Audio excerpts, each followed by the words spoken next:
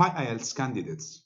In this video, we are going to deal with writing task number 1 of the IELTS General Training test. First of all, let's start with the task description. In this task, you are required to write a letter, which can be a formal letter, a semi-formal letter, or an informal letter. The purpose of the letter can be any of the following ones: to inquire, to give information, to complain, to express opinion, to apply for a job, to make a suggestion, to invite a friend, to thank someone, and to ask for advice. You should write at least 150 words in no more than 20 minutes. And you should know that this task is worth 30% of the writing mark. The first step in answering this task consists in identifying your audience. That is to say, the person you are writing to. This is a crucial step that will help you decide on the formality of the language and the style of the letter. Basically, we have 3 different types or styles of letters which we have already mentioned, and it is up to you to choose whether you will be writing a formal, a semi-formal, or an informal. To make the right decision, you should clearly identify your audience. Have a look at this list here. If your audience is an employer, a government authority, a businessman, an employee, customers, suppliers, and partners, then you should write a formal letter. But what is a formal letter? A formal letter is a letter written to someone whom you have not met and whose name you don't know.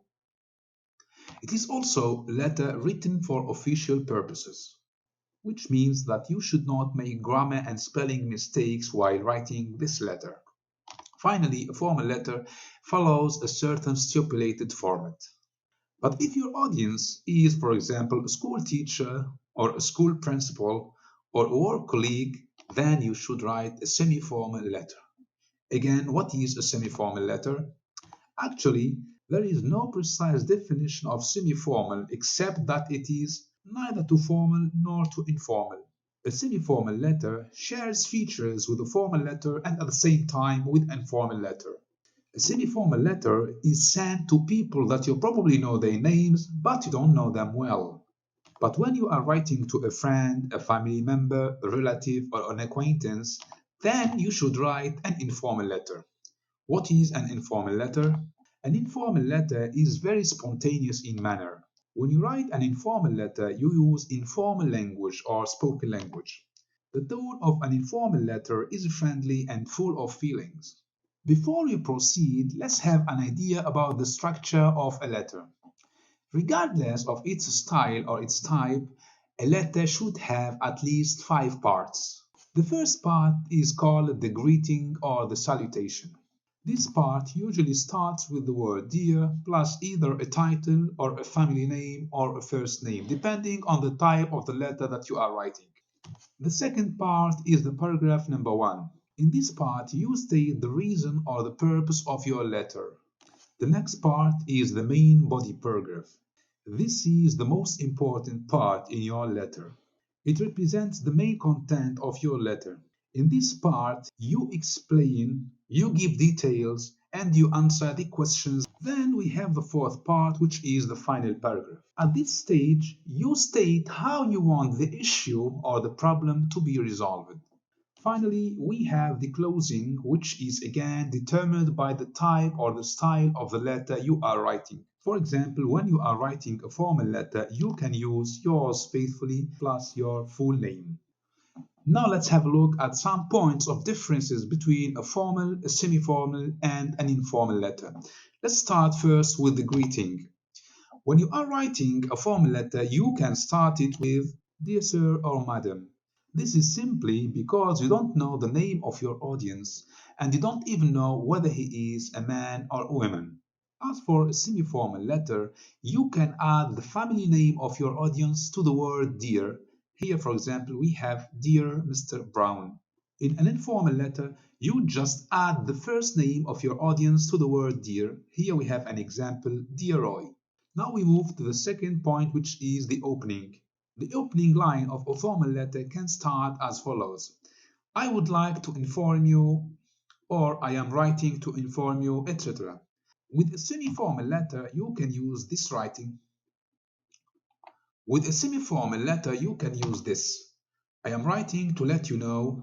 I just wanted to let you know, or I am glad to tell you. In terms of the closing or the signing off, with a semi-formal letter, you use yours truly or yours sincerely plus your full name. As we have already said, the semi-formal letter shares features of both formal and informal. Just like in a formal letter, in a semi-formal letter, you should write your full name at the end of the letter. With informal letter, you can use any informal expression like warm wishes or cheers or even bye. Let's now focus on polite language. It is a must in a formal letter to use polite language. But with a semi-formal letter, you can use polite language to some extent, but you are not required to make use of polite language in any formal letter. Finally, in terms of contractions, you should never use contractions in a formal letter. What does contraction mean? A contraction is when you use the short form of words, like for example, you say instead of I am, or don't instead of do not. You should avoid using contractions in a formal letter. In a semi-formal letter, you can use contractions to some extent. But in an informal letter, you can use contractions. Now let's have a look at a sample task number one. Here it is. Here I have a sample task number one. The format of this task is the same for most tests. What is before and after this box here, what is before and after will always appear in your test. But the box itself and what is inside the box will never be the same. First thing to do here is to read the statement inside this box to understand the situation. Let's focus on the first two lines and read them carefully. You recently bought an electronic device from an online retailer, but when it was delivered, you discovered that it did not conform to the advertised specifications.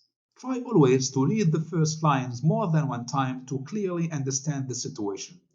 Now let's read the second part. It reads, write a letter to the manager of the online retailer. Now I should have identified the audience for this letter, that is the manager of the online retail store. This means I am now going to write a formal letter. Let's now focus on these three lines here to understand what I am required to do. So let's read it together. The first line reads, give details of the electronic device. So this is the first thing to do is to give details. Then describe the problem with the device. And finally, say what you want the retailer to do. We continue reading what is below the box here. Write at least 150 words. Then it is emphasized here not to write any addresses, which means I should start right away with the word dear. Now let's start writing this letter. Of course, I should start with the greeting. Since I am writing a formal letter, I should start with Dear Sir or Madam. After all, I don't know the name of the manager of the online retail store, and I even don't know whether he was a man or a woman. Next, I start writing paragraph number one. As I have mentioned it earlier, in paragraph number one, I state the reason or the purpose for writing this letter. So here I would say, I am writing in regards to the order number 1247, which was received yesterday. Disappointingly, it was found to be non-conforming to the advertised specifications. Now I should move to the third step, which is writing the body paragraph. Here I am going to do two things. First, I'm going to give details of the electronic device, and then I'm going to describe the problem with this device. So I would write, a week ago, I purchased a multifunction printer from your online store. The printer consolidates several functionalities such as printing, copying, and scanning into one machine. So this is a first detail about this electronic device. Then I'm going to describe the problem. When this device was delivered to me, I was truly annoyed to discover that it was not the one I had selected. It shows completely different product features other than the advertised ones. I can give more details to explain the problem, and here it is. In fact, it was not a multifunction printer as mentioned in both the advertisement and the contract, but rather a single function printer that supports only the printing functionality. Again, I may add more details to make the manager understand the problem comprehensively. Here it is. Indeed, I would like to draw your attention that I have paid $230 for the multifunction printer, yet the one I received is worth $210. So as you can see here, I have given details of the electronic device and they have also described the problem with this electronic device. Now I should move to the next step, which is the final paragraph. At this part of the letter, I should explain how I want the problem to be resolved. Before stating how I want the problem to be resolved, I may add an optional comment here, which is the following. I understand that this might be a shipping mistake as I have never had any issues with your delivery services before this time. Now I can state how I want the problem to be resolved. To resolve the problem, I would appreciate that you send your delivery agent to collect this printer and deliver me the right one in the nearest date possible. I can also have another suggestion, else I would ask for a complete refund. Now that I have finished this paragraph, I have clearly stated how I want the problem to be resolved. In the last line before closing this letter, I would politely request response from the manager, and here it is. I am looking forward to your prompt reply. We come now to the final part, which is the closing. In the closing, I am going to use yours faithfully plus full name, as you can see here, Alfred Parks. Altogether, in this letter, I have written 210 words. That's all for this video. Thank you for watching.